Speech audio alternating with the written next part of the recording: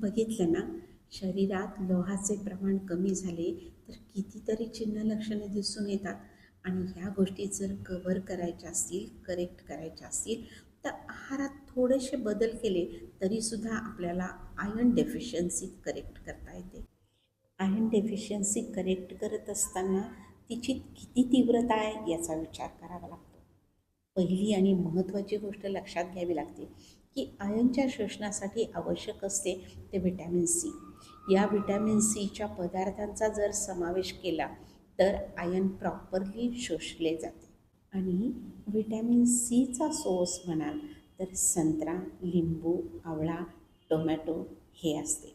याचबरोबर folic acid असणे गरजेचे असते. हे मात्र शेंगदाणे, चिकन, मोड आलेले कडधान्य यातून मिळते. यानंतरचा दुसरा मुद्दा, आहारात प्रथिने बरोबर असणे आवश्यक असते. प्रोटीन्स हे रक्तातील हिमोग्लोबिन तयार करण्यासाठी आवश्यक असते. मग दूध, अंडी, चिकन यांचा समावेश असावा.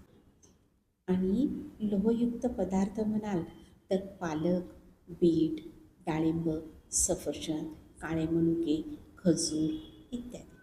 आणि यातही अतिशय सोपा उपाय म्हणजेच शेवग्यांच्या पानाचा वापर करणे. शेवग्याच्या पानात व्हिटॅमिन सी, फॉलिक ॲसिड आणि आयर्न भरपूर प्रमाणात असते. तर शेवग्याच्या पानांची चटणी किंवा कोशिंबीर करून आपल्याला वापरता येते. तर अशाच माहितीसह पुन्हा भेटतोय एक पाऊल आरोग्याकडे. धन्यवाद.